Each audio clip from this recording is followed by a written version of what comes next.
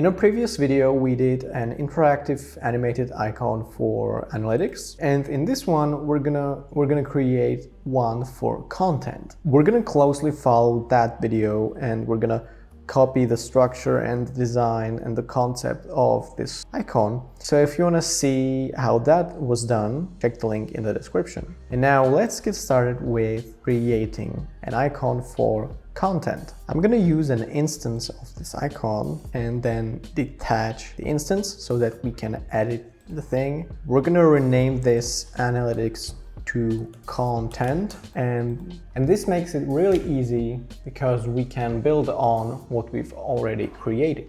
I thought it would be nice if this icon had a different color scheme. So for content, why don't we go for like red, right? We do have these gradients and effects we also have to change because it doesn't match. So I'm just gonna go through these colors and update those. We do have an inner shadow that's blue. We want like dark red maybe. And also the drop shadow is not gonna be blue, it's gonna be red. And then these things are gonna be also, we need to change the color of the inner shadow to red as well. All right, so now that was very quick. We changed the color scheme very quickly. We still need to change the icon, but basically we have this red base, then we have a magenta gradient to provide some kind of contrasting color, and I'm gonna also just highlight this text, and this text is not gonna say analytics, it's gonna say content. And to quickly summarize the structure of this icon, we have in both of these cases we have a rectangle or a square in the background that contains our color.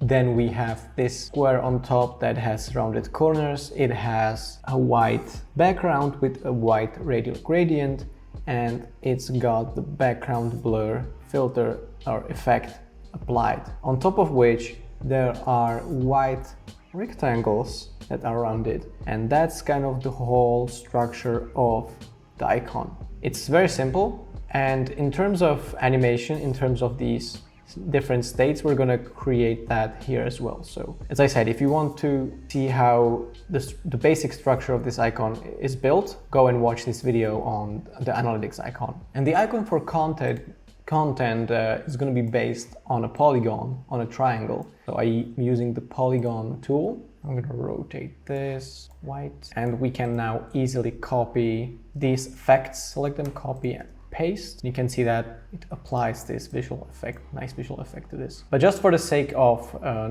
like knowing how to do this, if you go to effects and click on this icon, plus icon, that will enable a drop shadow. And the settings for this drop shadow is 3 pixel blurring, 0.5 on the X and 2.5 on the Y, and the opacity of this is 8. And then the inner shadow, that's gonna be, we're gonna have to add another effect, but this one is gonna be not drop shadow, but inner shadow. We're gonna copy these coordinates, which is minus 1.5 and minus 1. So that's minus 1.5 minus 1. The blur amount is 2, and the opacity is 24. 24, but the specific color is gonna be this color. All right, I'm gonna remove these and then cut and paste that on top of the where. This is gonna say play. And also I think it would be good to flatten or just like get rid of this extra space. This is because we can, specify the number of vertices, but we don't need that. We are committed to this triangle, so I'm going to press Command E. We now lost these options, but it's okay. We don't need that anymore. This polygon, this triangle, is going to be like 30 by 34. We're going to have some rounding like this. Yep. We have to copy the visual style. So if we have in the analytics logo, we have like rounded edges, rounded corners, using sharp edges on the content wouldn't really fit nicely together, I would say. So let's go for like 5, 4. Yeah, this is nice. I think we're ready to turn this into a component. So create component. We need one more variant. This one is hover. This one is default, hover, and then we're gonna need another one active. Now we need to figure out these individual states. And it's gonna be very easy because we have a guide right here, which means this background colorful square is gonna be 75 pixels. So in this hover state, we're gonna say 75 by 75, and it's gonna be precisely aligned and centered against the white square or the transparent square. Yep. And the corner rounding is gonna be 24. And also this means that this is gonna have to be moved, right? So if you look at the vertical position of the transparent square, this says 23 and this says 17.5. So we need to change that to 17.5 and this colorful one to 7.5.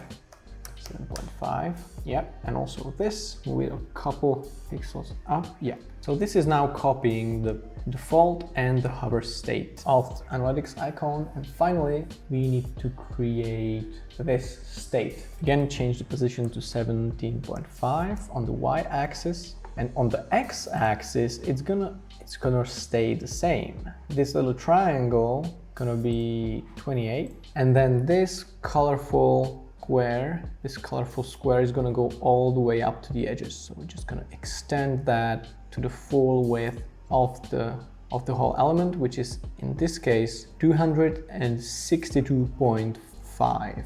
That's very specific. Yeah.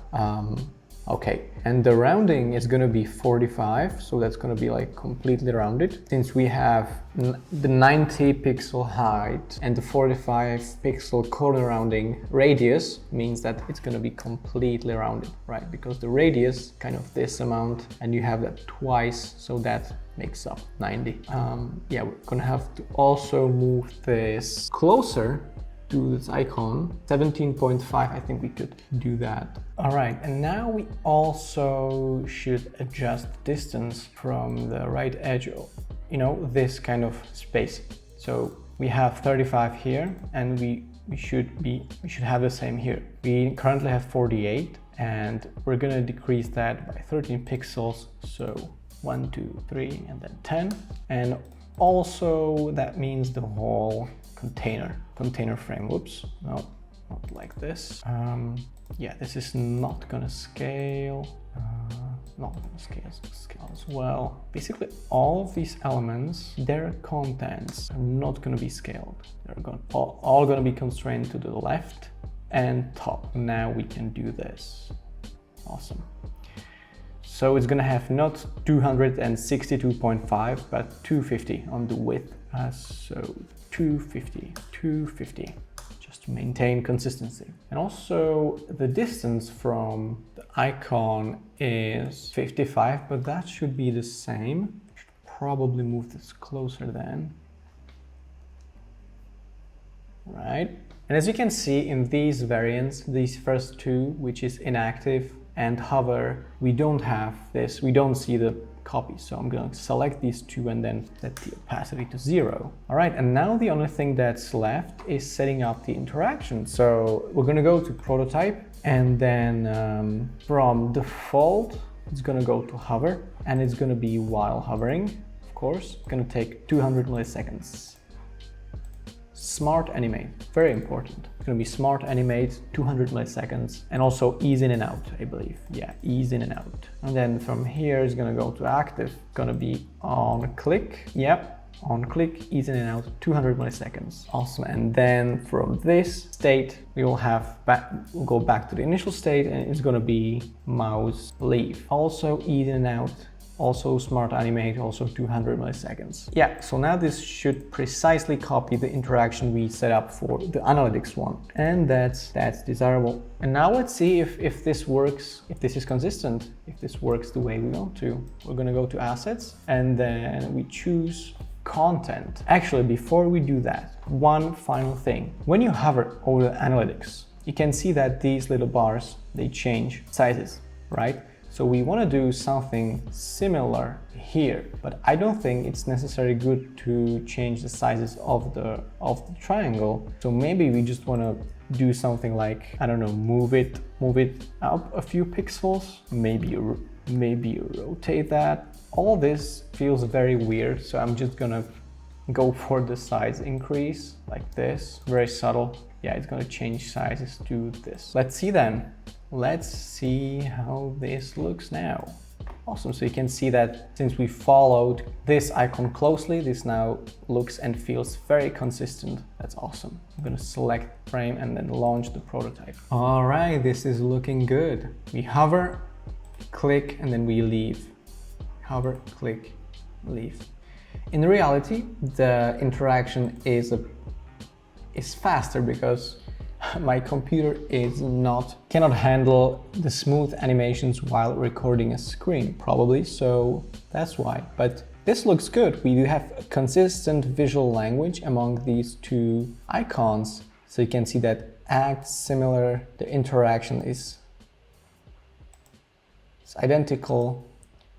So yeah, that's it. That's how to create a content animated interactive Glassmorphic icon in Figma. So leave a thumbs up. Give this video a like if you'd like me to do more icons and maybe build a whole menu from these. I really like this style. I really like crafting these detailed icons. I really think it's just so nice to interact with. So give it a thumbs up if you enjoy this as much as I do. If you'd like to see more content like this, go and check out my channel. Thank you for tuning in. Thank you for watching the whole video, and I will see you in the next one.